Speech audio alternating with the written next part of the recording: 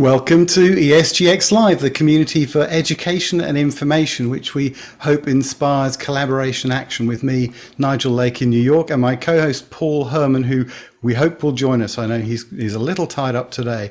And we're joined today by Tyson Yunkaporta and Pratibha Vuppuluri from the Unreasonable Group. But before they join us, just a little bit on why we're here.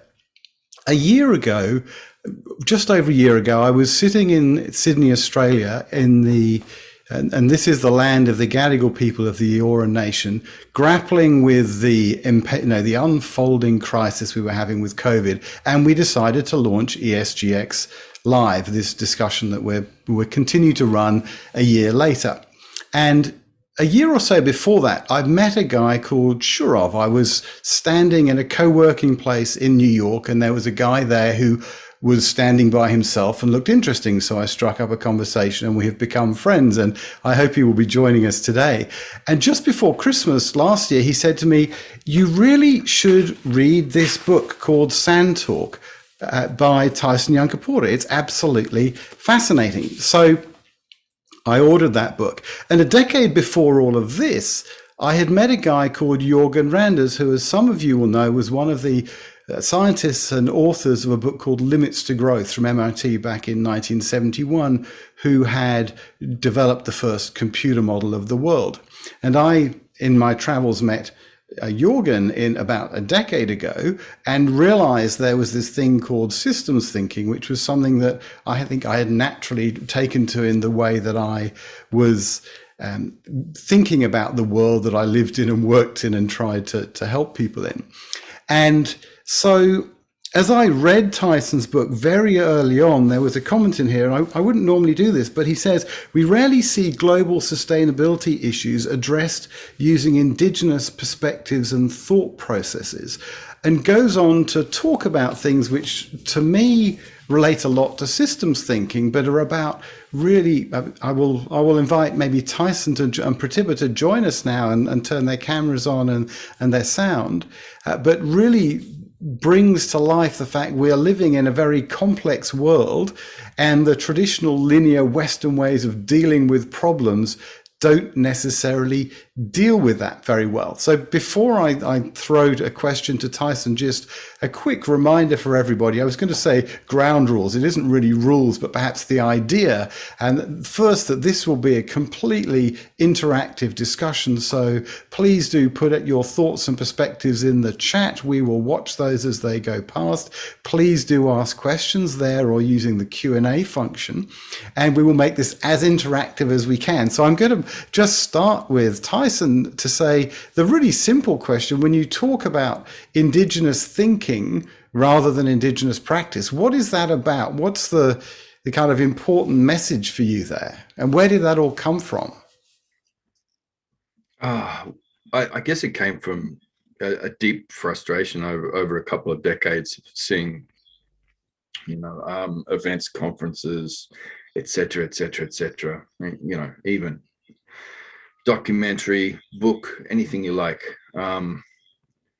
sort of engaging, having like Indigenous consultations on large complex problems, but engaging and talking, and all this talk about Indigenous knowledge, but the inclusion of the Indigenous thinking there was never the thinking, never the logics. It was always, there's a dance at the start and a dance at the end. And then, you see maybe a painting or some objects and everyone goes, wow. And then just assertions of, this is the oldest culture on the planet and people should listen, and here's why, we've lived sustainably for this long. And so it's important, and that's it, No talk about the thought processes that are involved in that. No talk about what kind of person you have to be and what in ontology you have to live in relatedness in order to resolve, the issues of, the tragedy of the commons and that give rise to institutions that have, perverse incentive systems. It's how do you prevent that?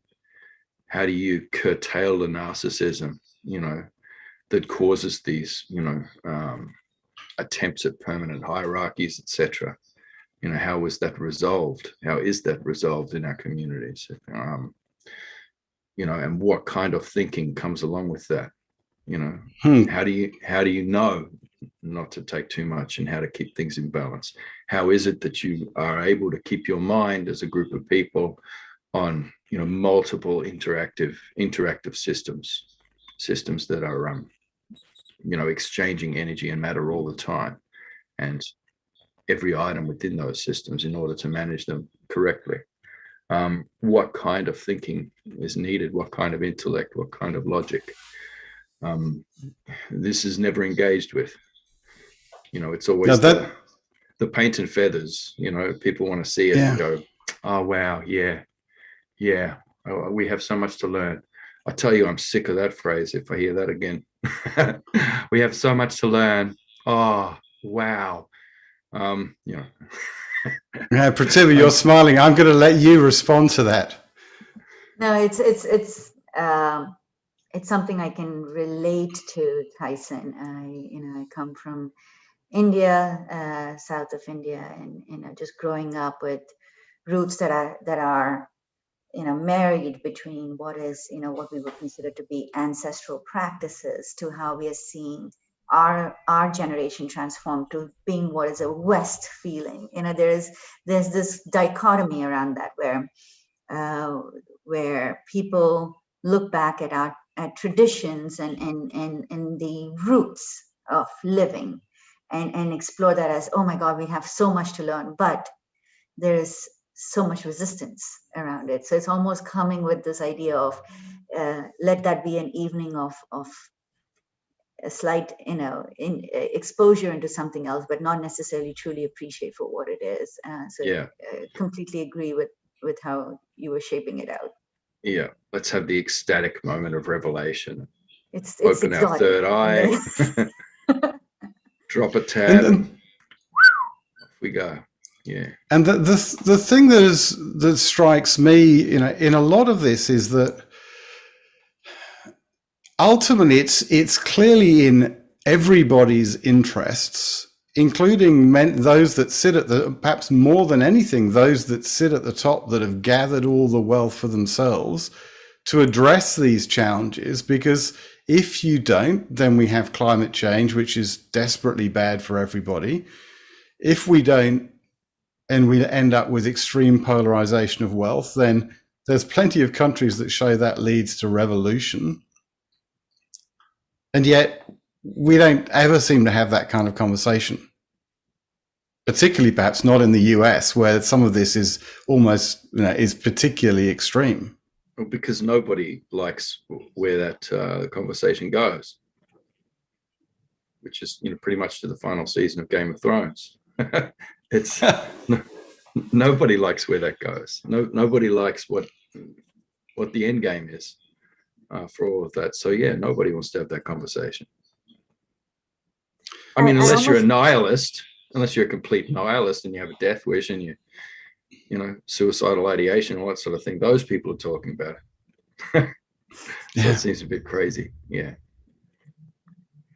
I almost feel like people who are looking to engage in that conversation are looking to, you have fractions, and the fraction that we're talking about, where we're saying,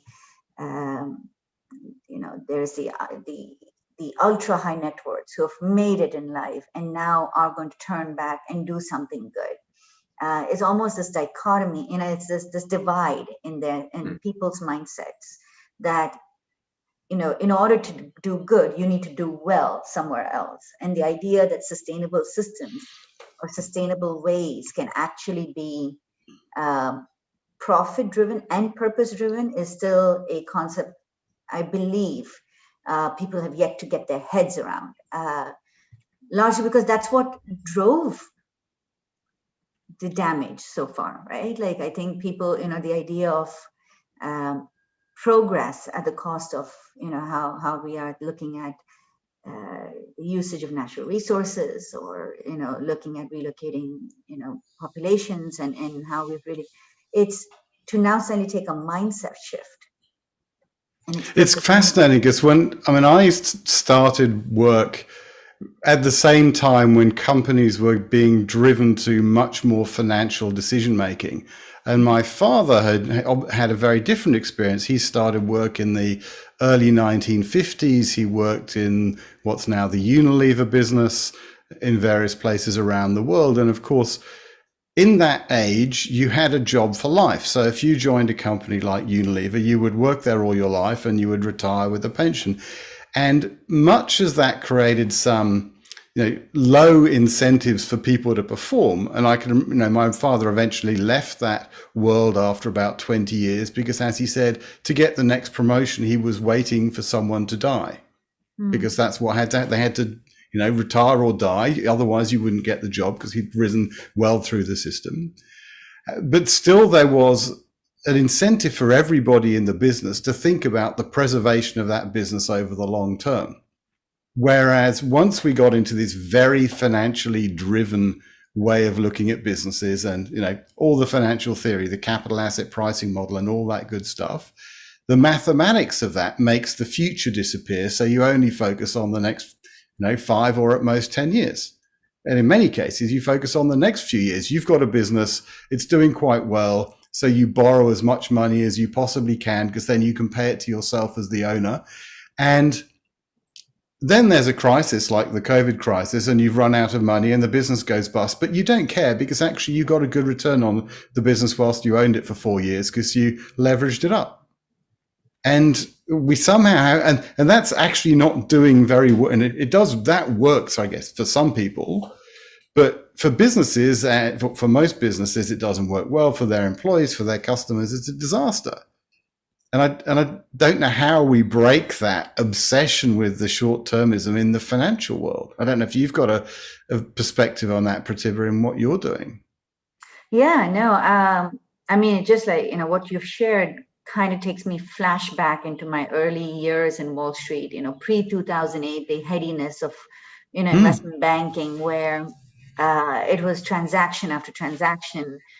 Really focused on on this idea of short-termism. I feel like the viewpoints we're seeing within the short-termism, at least from the institutional investors, from large limited partners who are now calling out purely on market design, right? Like at this point, market design is indicating that unit cost economics, the pain point, the financial risk or the pain points we're going to start seeing because of the, the climate risks that are impending. We're seeing a lot of call by large capital partners, limited partners, to take a longer term view or sustainable term view. And when endowments, pension funds, the ones who hold large pockets of capital are making that call for change, sell side and by and funds start to sit up to listen, because at the end of the day, finance fuels traction. So I feel like we're in our nascent stages over the last 2-3 years, but till recently, it was very difficult for people to look past the next quarter, if you will, only because that their jobs depended on that, and no one really gave the larger macro, directive to think otherwise. So how do you explore sustainability? And you brought up a very good. Unilever is fantastic, in their, even till today, they, Paul Pullman and all of them really looked at how they should be looking at long-term view versus short-term. And we're starting to see more companies sit up, but we're so early on a problem that is so disastrously, we're so late to the game. It baffles me. So Tyson, where do we start? Where do we bring? Maybe for everyone who's here today, where's the hope in all of this? Well, why do you need hope? Fair enough. What good is it? How's that been working out for us? Yeah, the hope's not a plan. That's right. Yeah, I agree. And heaps of Mandela gives people hope back in the day. You know, how did that work out for them? Yeah. Do you want to move to Johannesburg any day soon? Not me. You know what I mean? You know, Gandhi gave people hope. You know, heaps of hope. Lovely. You know, hope is the thing that prevents us from acting. So where do we drive the action? Hope is the thing that allows us to be, you know, red-pilled by techno-utopian solutions. You know, it allows us to think, oh no, it's all right. Yeah, we'll have colonies on Mars. It'll be fine. You know, there'll be a solution. You know. Yeah. Hope is the thing, I don't know, that has us just looking in the short term. Hope is the thing where people actually breathe a sigh of relief when they find out that, you know, the Arctic, Antarctic bases, you know, military bases and scientific bases that were abandoned back in the day, these bases were running on small nuclear reactors, you know, and there's massive ponds filled with coolant.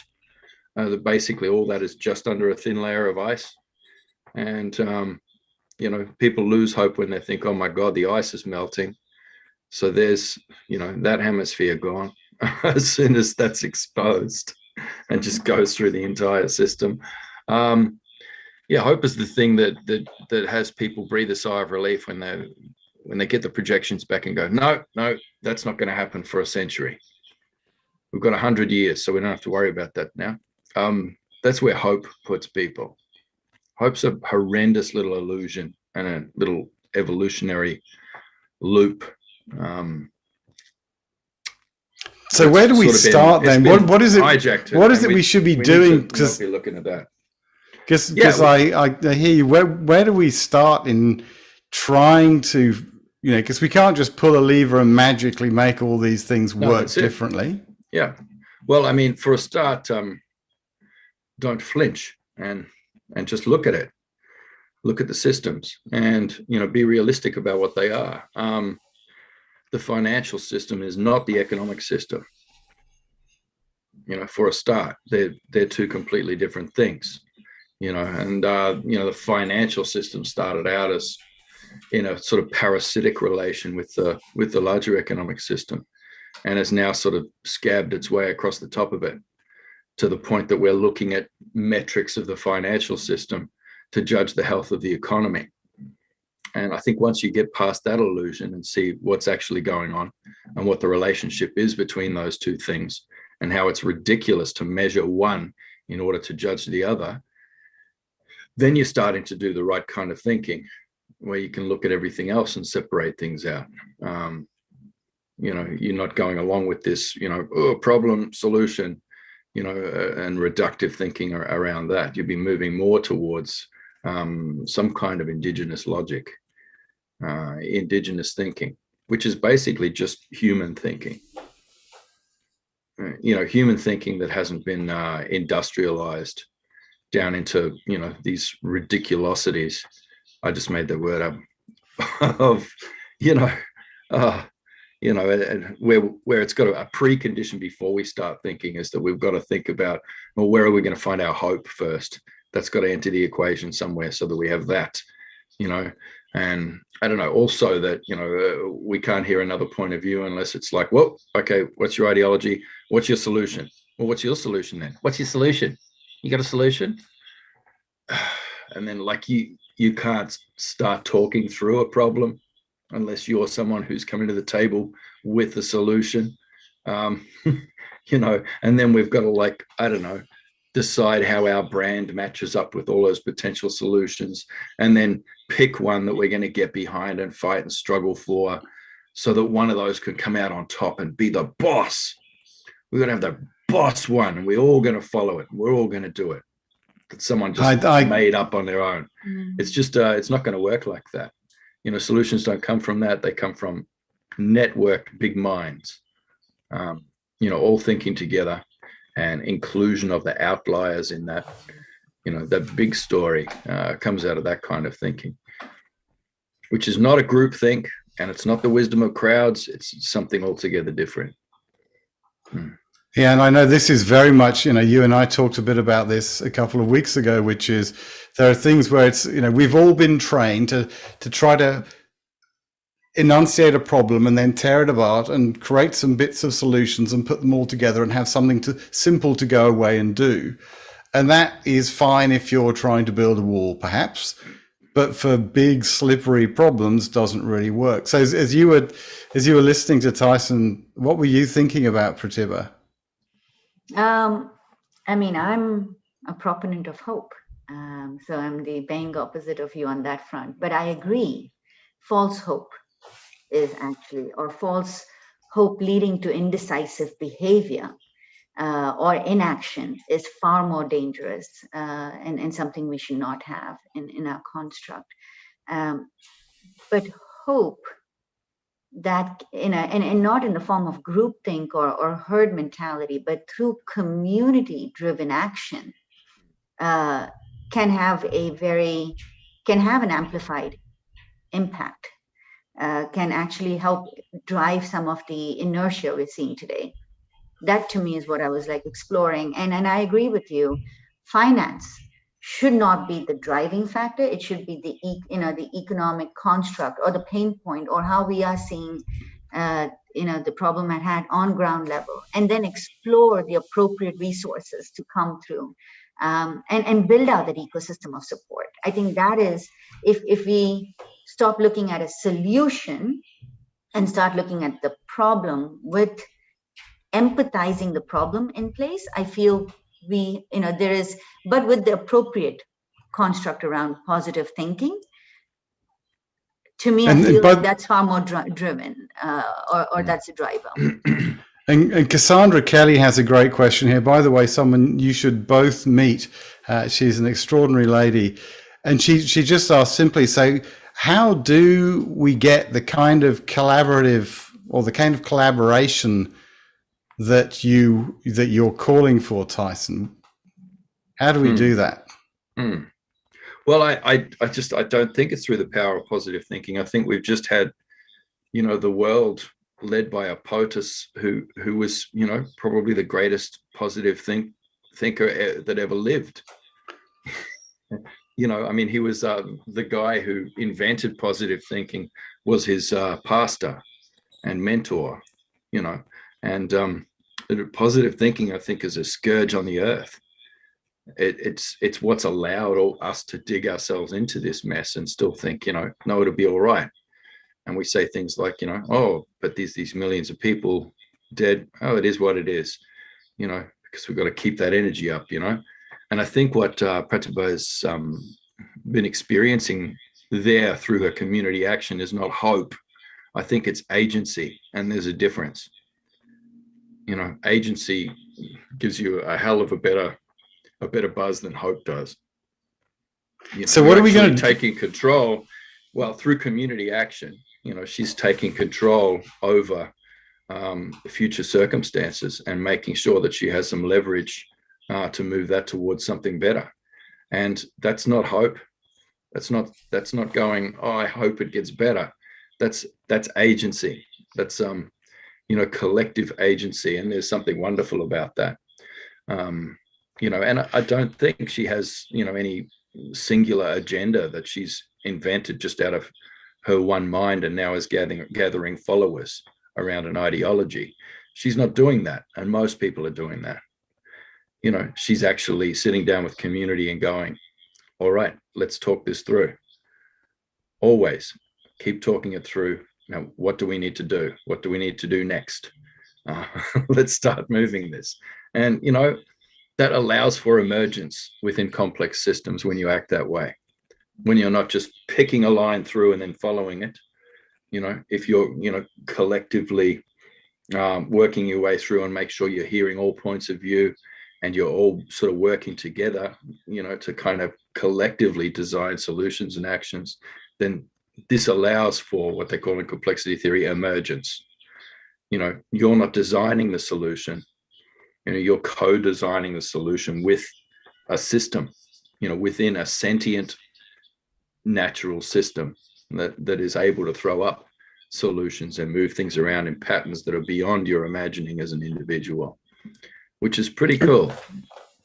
And Pratibha, have you got some example or an example you can talk to where that kind of thing is exactly what's happened? Because I can see you nodding and smiling as if it's a very real experience. Yeah, no, I mean, it is something. At Unreasonable, I keep saying, we provide an ecosystem of support. We're not about providing solutions. It's all about providing an ecosystem of support to companies or to ventures and to CEOs that are looking at addressing some of our large societal and environmental issues.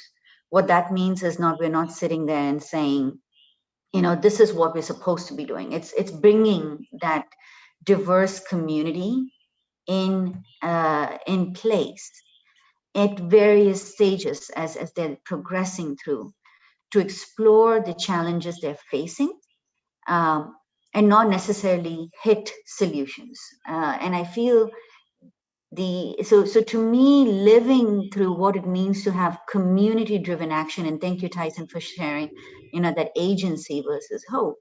To me, community-driven action hinges on us taking a pause and understanding what's in front of us, and then exploring how can we embark respecting the constructs we have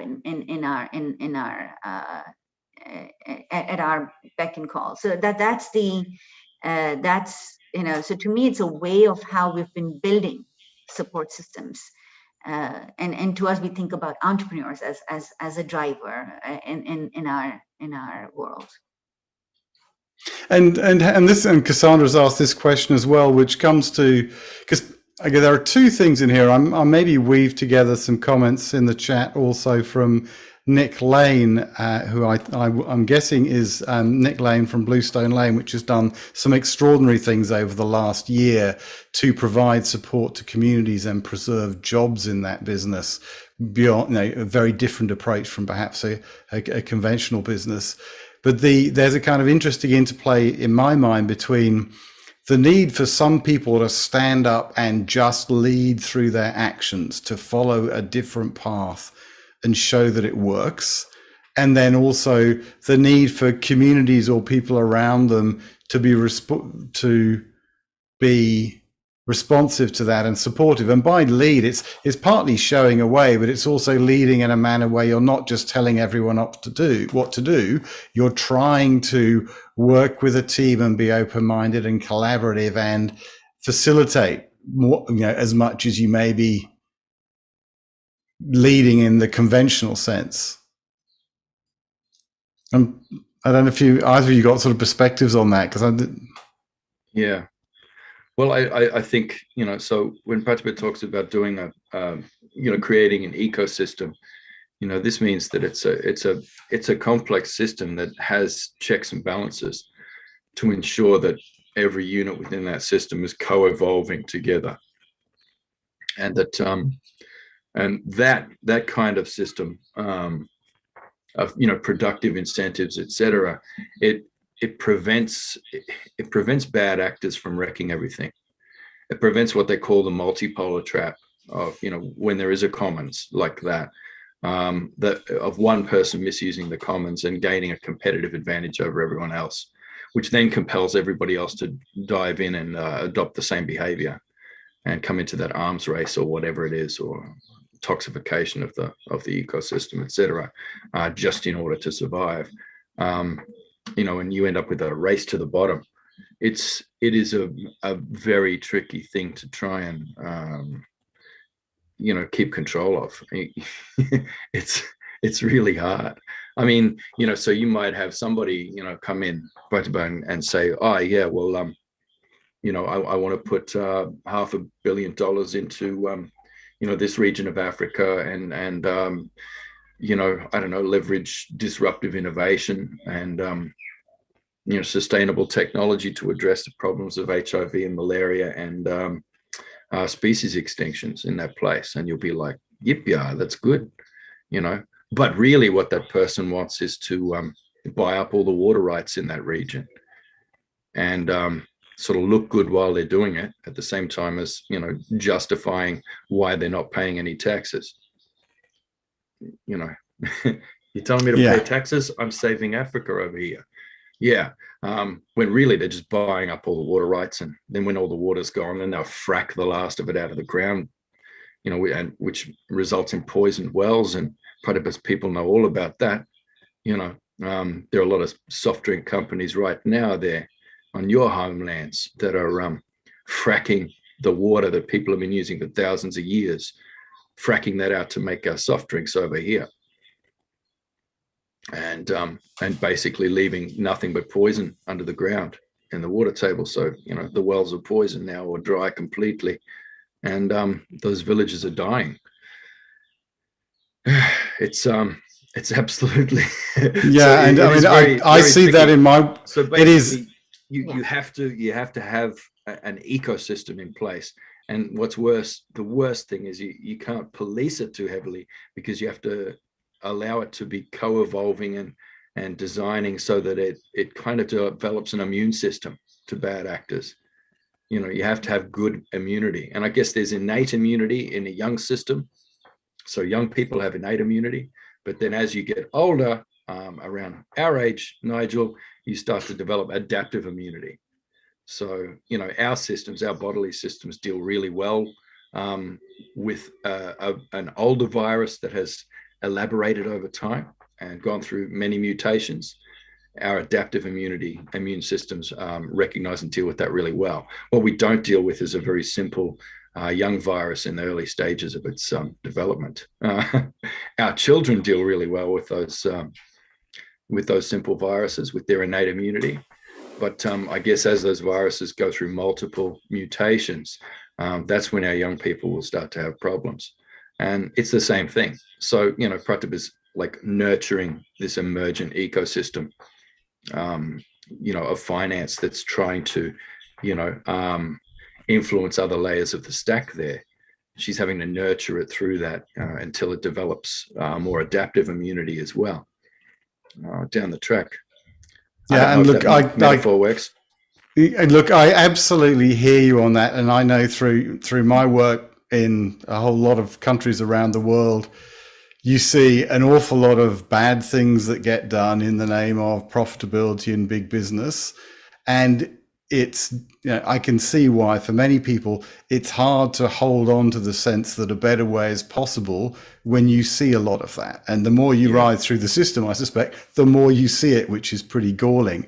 And so there is a need for, I'm not sure what the right word is, but there is a need for self-belief and kind of positive energy that actually you can forge a different path yourself and make things and contribute to something different yourself.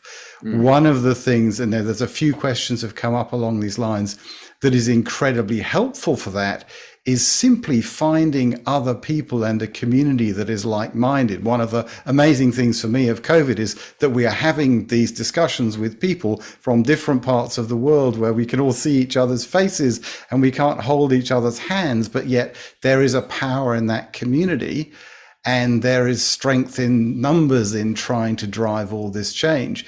And I'm interested, Pratibha, in your comments, particularly at this intersection between stimulating change really on the ground in business communities and suppliers of capital to support that, some of whom are absolutely the good guys, but some of whom, you know, you talk about the sense that technology is the solution. Read a bit of Bill Gates' book for a lesson in that this is not a great idea at all, because it's a book that's written almost by someone who feels like they've come to the realization that there's climate change and it's urgent recently, and they're writing for their billionaire friends who haven't woken up yet. It's just you can also learn a lot from him on how to buy up the water rights through philanthropic work in third world countries. I thought you might say that. Yeah. He's got tips on. He's very good at that. It's the pain of expensive green jet fuel too. So I'm not. Yeah. I'm going to stay away from that because, you know, the good thing is he has at least drawn more attention to this issue. But Pratibha, in terms of that intersection between, you know, people that have the resources to fund dramatic change and making it happen on the ground, I'm fascinated in, you know, your perspectives on that. I mean, to me, it's about bringing diverse voices into to the table, especially around the capital partners, especially so, and I mean diverse voices in the truest sense. Just on a tactical level, we launched an initiative called Unreasonable Collective in October, because when I joined Unreasonable Group, I felt like we had funds, foundations, family offices, so essentially ultra high net worths. What we were missing, a segment that not only has the ability to drive capital, but infuse and really support the companies, and that is the individual investor. And the individual investor in the form of diverse voices, people of color, members of the underrepresented communities. Because if you're talking about checks and balances, it comes from an ecosystem that can challenge what, the voice of the loudest voice in the room, if you will. But in order to do that, you need to provide agency. Thanks, Tyson. In my mind, I keep saying, you need to provide that ability for them to have a seat at the table and to be able to have a voice through precious dollars and their thought views and perspectives. Because at the end of the day, that to me is a smart change. Versus thinking about just the ultra rich and the ultra high net worth, and then having them, and doubting where their intentions are or how they're looking at it. We need to bring more people on the table that can really surpass the socioeconomic classes, because that will then get you perspectives across to then allow for the emergence of solutions that are more ground up, more street smart, if you will. Than just imposing. That to me is what drove me to launch Collective, and honestly, that's my passion, is how do we ensure that we bridge inequality around and get communities to move around, the crisis that we are seeing right now, rather than just have it from voices of few. Yeah, and look, I absolutely agree. And I'm going to ask my co-host Paul Herman to join me. He's over in the West Coast. And so hopefully he's there and he'll switch on in a second. But just whilst he's coming in, the point about communities, I saw this in my local community 18 months or so ago, because there was a local restaurant everybody liked, Mexican restaurant, was always packed out, and they just closed down. And the reason they closed down was because the landlord wanted to put the rent up too much. Now, if the community had owned the site that the restaurant was on, no one would have wanted more rent. They just wanted the restaurant to stay open. Anywhere it closed, that site's still empty 18 months later. Anyway, just an observation on communities. But Paul, you had a great question in the chat here. I'll let you ask it rather than butcher it. Nigel, you never butcher anything. You're a craftsman. Pratibha and Tyson, my question is this. So there's a discipline of systems thinking that's thinking across sectors, Pratibha, like you were talking about, not just talking to one type of investor, but multiple type of investors or multiple type of sectors. And, one of the principles that's consistent with some types of Indigenous thinking is like 7 generations. So every decision or action has a consequence, at least 7 generations, which, can be about 150 years. So is systems thinking something that is consistent with Indigenous thinking? Is it a little overlap, a lot overlap? Is there a different process? Is there a different mindset? Can you do it if you're not Indigenous? How can we think indigenously if we're not Indigenous? What is the training? For a start, like what we call Indigenous is just a person who's still retaining, or whose community is still retaining memory and knowledge that hasn't been industrialized yet. That's all. Internet count? That's all that is. It doesn't mean you're not engaging with industrial civilization, but you're retaining, memory, story, ways of thinking, ways of being in relation with the land and with others, that is pre-industrial. And basically, that's the way every human being is born. We don't get born as an industrialized, domesticated human being. That has to be a process of breaking the animal over a number of years. You being the animal. So, so I guess, and you're asking, so yeah, how does system thinking relate? Basically, systems thinking I sort of see as a gateway drug, to reclaiming your human ways of thinking and being and doing in relation to the world and in relation to others, and being able to see the world as complex systems and to understand the laws of those things, which quite a few of them line up with the laws of physics and other things. So, basically, gradually the civilization as finding answers and laws that are all leading back to basically the law of the land, that is known and has been known, by all human beings on the planet for most of the last million years. So it's it's not hard. It's patterned within us. It's like when a whale, if you take a whale out that was born in captivity and you chuck it in the ocean, it knows the migration routes. Elephants know the migration routes. They have that patterned in them. And we have it patterned in us. You see it after a disaster, which all of you will have the opportunity to see several times, I imagine, before you shuffle off. Yeah. I mean, a disaster is basically the disruption of a marketplace and state authority. That's what a disaster is. And often that'll come from elsewhere in the stack, from a climate disaster, a fire, a tsunami, or something like that. See our patterning as human communities, because we are a communal animal. You see that patterning come through after a disaster.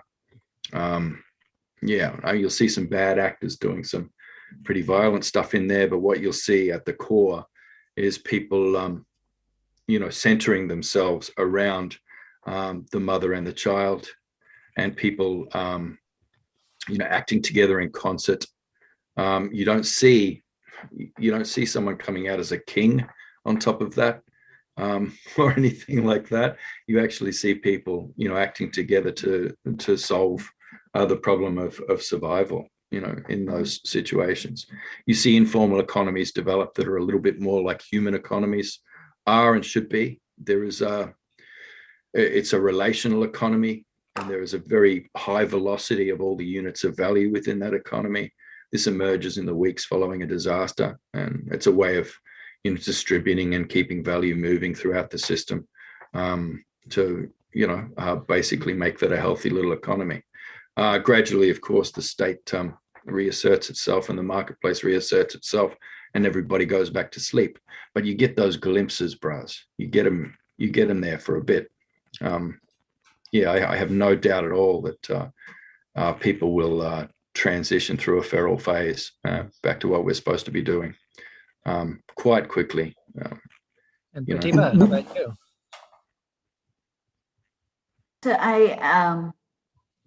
I mean, to me, what Tyson shared is I appreciate that that the way you've painted it, and you've painted moments and glimpses of where we will see, community and the ability of a collaborative movement forward in glimpses.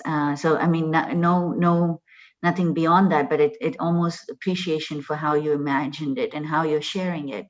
I'm actually, I had a question, if you don't mind, Paul.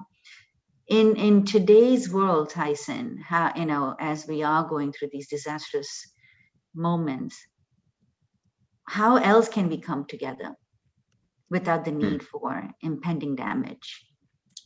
People are doing it all the time. Everybody's feeling the same instinct right now.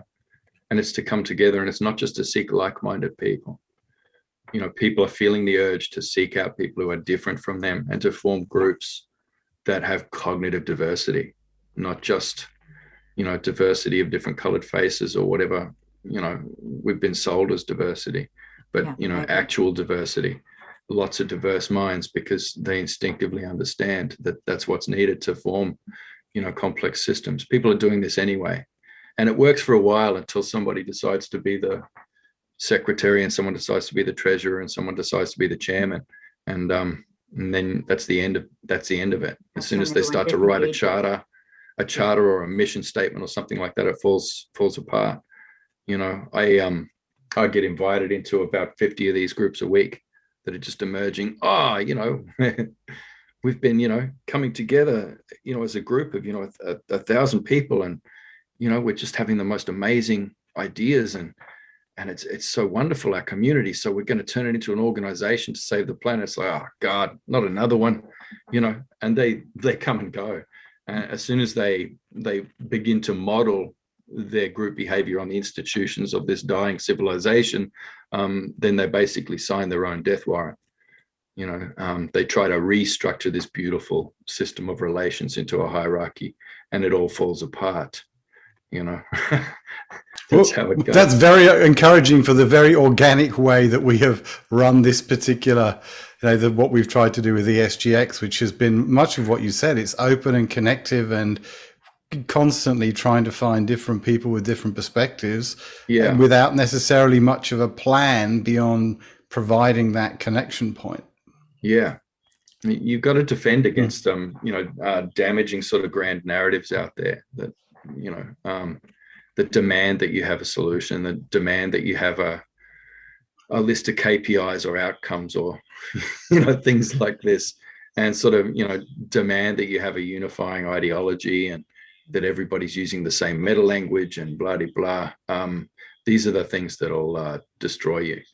And, you'll end up with a really good brand that'll just get co-opted into that same globalizing system, and it will be, turned against the earth. So I have a question that arrived via text message. I have a couple of audience members who've text messaged me. One of them is about quantum, the application of quantum to social systems, not only quantum computing, like quantum systems. And so Pam, asks, will that lead us to a convergence again? Our awareness of quantum systems, and maybe even quantum computing, who knows, but quantum systems, and reconnect with indigenous systems and thinking? So there are some, if you do a deep dive into the laws of thermodynamics, then you're starting to see laws that will give you cautionary tales, and that will also give you the opposite of cautionary tales, the story that will tell you how to be in the world, for example. Physics is as good as anything else. It's a metaphor, it's a language, whereby you can make sense of the quantum soup that we're all swimming through. And you do have to have good story for that. Otherwise we just kind of dissolve into something weird. We do have to have story for it. Otherwise, we're all looking at something different and sort of smashing together in a big hadron collider of, financial ruin. So you do need good story, but first and second laws of thermodynamics are a really good place to start, I think. And then looking at the uncertainty principle, and then seeing where you go from there. Please don't go with the what the bleep do we know kind of thing. Don't just cherry pick a bit of hope out of there and go, oh wow, we're like dynamic beings that can control the quantum universe with the power of our minds. I can positive think my way. I can just manifest. I can manifest things to myself through the power of my positive thoughts. It's oh my God, that's how you get GFCs and that kind of thing. So don't just make up your own stories for the physics. Get in there and try and look at some laws, but then get outside your house as well, and then walk around with that logic and notice the seasons, notice the weather, notice what's happening, notice the patterns and the cycles, and see what all the interconnected behaviors of everything there is. Oh, but I don't live in the countryside. It's still there, If you're in the city, there are still seasons. There is still weather. there are still rodents, there are still insects, there are all these things. There are still trees and they flower at different times. Get out there and have a look and map that into your way of being in your place. And you'll start to see the dance. You'll start to see the pattern. You'll start to see the law of the land starting to come through. And weirdly, it tells you how to be and what you should be doing from time to time. And when these things are disrupted, it also, it's not like, oh my God, it's a disaster. It's, well, no, that's the land teaching you how to be adaptive now. And you need to adapt with that change. You need to be in communities that are able to adapt and co-evolve together. You need to be able to be mobile in this next century. Your community needs to be able to be mobile. It needs to be able to move to high ground as needed. You know, it needs to be able to dramatically shift at a moment's notice its entire pattern of being. So get to know some refugees, welcome them in your community, because they know how to do that. They've been through that, and they have some good story for you. Not just stories of suffering for you to pity them. They're not just people who need help. They're people who can help you, because they have ways of thinking and being and adapting and surviving and thriving that you're going to need to learn. So sit with them, share a bit of food, have a yarn, figure it out.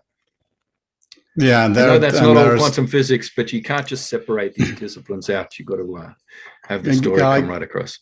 Yeah, I really agree. And there are in different parts of the world, there are some great organizations that can help connect you into refugee communities. And there are extraordinary people that have come out of those communities, you know, both in terms of achieving big things and in terms of achieving, you know, small but valuable things in their communities. And Pratibha, what about you? I know we're heading towards the top of the hour now, so the time is sadly beginning to run out a little. But, you know, as you listen to that, I'm interested if you've got any kind of real life examples from what you've seen through your organization, where you see some of this playing out in practice, and, you know, any stories which bring this to life as to things that people have done. I think always great for everyone to hear. Yeah, no, it's firstly, what an amazing session. I mean, listening to a conversation that really focuses more on how to approach, like your approach, your way of thinking and perspective, rather than just solutions. So it's tough for me to just jump from that to companies and CEOs and the kind of work that they're doing and the solutions that they're creating. But when I think about, the off-grid solar players in the market, players like Zola Electric, D-Light, and explore how they're bringing, electricity to those who've never even had, a lamp before, and to doing so in ways that can help a community thrive is something that comes to mind, though falls short in a way as we think about, just immediate solution. Like, I think there's so much more that we need to be attempting at, and how do we hold space around it.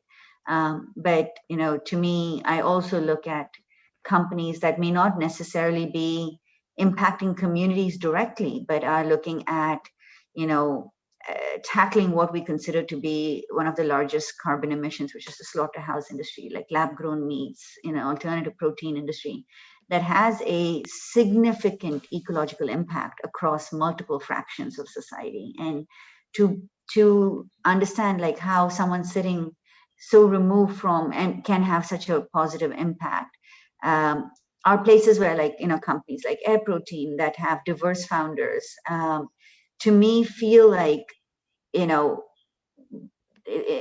way, feel like the solutions we're seeing in the market, the nascent start of the solutions we're seeing in the market, but in a way to build communities that allow them to thrive is what our role is, our job is, and to have the ability of bringing people so that they can continue to support these kind of CEOs is where our role plays. So that's what I am deeply excited about as I progress, of not just thinking of this as certain financing partners or certain solutions, but to see a diverse breadth and explore how we could be ensuring that there's a support system around them. No, that's fantastic. Thank you. And I'm going to ask a kind of closing question here, which is, you are both obviously activists in different ways in your life. And, that is often a kind of tiring thing. It requires lots of energy as you try to put positivity and, contribute to change. So the question really is, it's important, if you're doing that, to find others who can take the baton from you so you can have a rest from time to time. Who have you found that you can kind of hand the baton to and let them push hard against the, on these issues? Oh, my goodness. I don't know. I don't think I can do like that. Like, I think I think the best thing you can do is to make good story. Make good story, like I said, the cautionary tales, but also the tales about how to live the right way, and that you can spread those. It has to be not just spread like through networks, but to actually, if it's good story, then it'll pass to the next generation and the next generation and the next generation. That way, and that's the only good way to store data long term. It's the only way to do that. You might remember trying to store things on floppy disks once before and thinking that would last forever. Yeah, it doesn't. So yeah, it's a great perspective. And you just keep handing it down to the next generations and the next generations. And yeah, look, I mean, I meet a lot of really good people, and half the time the best thing you can do is listen and exchange ideas. Bring your stories alongside. I tried to share a link before. It sounds like people can't get into it, so I'm trying again. But this is with Jacqueline Jennings. I just tried again. Hopefully you can get in through that one. But Jacqueline Jennings is just reminded me a lot about Pratibha's reminded me a lot about my yarn with her. Jacqueline Jennings, First Nations from Canada. Indigenous woman who works with Raven Capital, which is an Indigenous finance, like a venture capital group. And they work within that 7-generational thing that somebody asked about before. It's pretty amazing. She was looking for a role, a traditional role that would be the equivalent of somebody working in finance, trying to figure out what that would be. And what the traditional role was, her eldest told her, was that of intermediary. So someone who's working in finance and wants to work in a sustainable way and in a human way will be thinking of themselves as an intermediary who sets up relationships between different people, productive relationships where information and value is exchanged in good trade, I guess. And yeah, I think that's the best we can do. Fantastic. Pratibha, what about you? Have you got a person you can hand the baton to, or another closing thought? I haven't thought of who I would hand the baton to. I'm still running. But if there is someone I feel, if there's something I often say, like, why am I doing that? It's definitely for the next generation. And I see it through the eyes of my 2-year-old. So you ask me who I hand my baton to, I'm saying I'm still running, So to me, it feels like there's work to be done in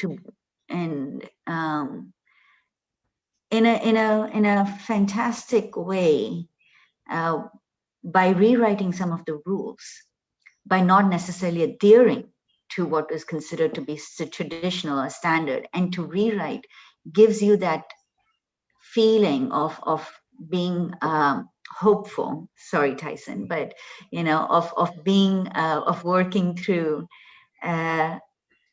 moments of feeling tired or bogged down, because you'll only be bogged down by the construct you're in. So, to continuously ensure that you feel inspired is to ensure that you're not necessarily singing on, in the songbook that you don't necessarily adhere to. So that's my 2 cents on the whole thing. Is I love that metaphor. I love the running race metaphor, because that allows you to think, well, why am I compelled to hand the baton to the next person? Do I stop and talk to that person and say, why are we running this race? Why are we trying to win this race? Why are we running within the lines? Do you want to just throw this baton over the fence and then hit dig the up sand this hard. dig up this running field and grow some fruit trees on it? Can we do that? Yeah. I don't know. But that's something that everyone on the running track needs to come to, I guess, and all the people watching. Yeah. Absolutely. The power of making sure whatever you're doing, you're trying to think about all the possibilities and you don't get struck within a particular frame of reference that's imposed on you. And when you think you've escaped the frame of reference, it's just a bigger one that you can't see the corners of yet. So look, I think that has been a really fabulous discussion. We've been to all sorts of things. I jotted down a few things as we went through that I thought were telling and useful pieces of advice. One was simply right at the beginning, don't flinch. We have to look at these problems head on in all their glory or all their gory detail. The point about the financial system and the economic system having become horribly intertwined and needing to see them separately. We've had various episodes on some of this, everything around the idea of green jobs and a Green New Deal, and we'll come back to next week's episode in a moment. Things like modern monetary theory and just unpicking the need to think that we can. We have to stick within the constraints of the way that economists have thought for the last few decades and so forth. I love the idea of systems thinking as a gateway drug to regaining your humanity. I will share that with my systems thinking friends, and I'm sure they will love that, and to seeing the world as a complex system. And then, I think we've all shared this view of the importance of coming together with people that are friends, with people you don't know, with people that have different interests and perspectives, and to have things you disagree about. I know in this discussion today, there's been proponents of hope and proponents of something very different. And I think it's really good and healthy to get that out there. And we may need new names for it, or we may whatever, but having that disagreement is massively more informative than just agreeing about everything, because agreeing about everything doesn't result in anything new. And last, of course, the importance of telling stories. I'm very glad I began with the story of however we got here, thanks to Shurov and Jorgen Randers and various other people dotted through my life. And I very much hope that together, both everyone here, those that have joined the discussion, will find something in all of this where they can pick something up and start writing their own version of a story with their collaborators to drive some positive change. So thank you sincerely, Tyson and Pratibha, for joining us. And Paul, I'll just throw it to you to talk about what we have got coming up next week. Sounds great. Thank you, Nigel. And thank you, Tyson. And thank you, Pratibha. Next week on ESGX.org is our continuing book series from the Global Handbook of Impact Investing. And we're going to focus on climate investing, environmental impact bonds, fossil fuel-free portfolios, green transition bonds. So we'll have Pauline de Schrijver, who's affiliated with Columbia University, Chander Balakumar, as well as Dr. Joe Puri, the Global Climate Fund. And then Elsa de Marais Sarmento, my co-editor on the book, and I will curate the discussion, of course, with Nigel's craftsmanship. So please join us next week, April 27th, for climate investing, and we'll have a short green jobs update as well. So thanks to all of you for joining today. As Nigel recommended, this is free, this is online, this is global, so please share this thinking on this episode with others you know to learn more and dig into Indigenous thinking. And we'll look forward to seeing you next time on ESGX. And thanks to Nick Gower, our producer.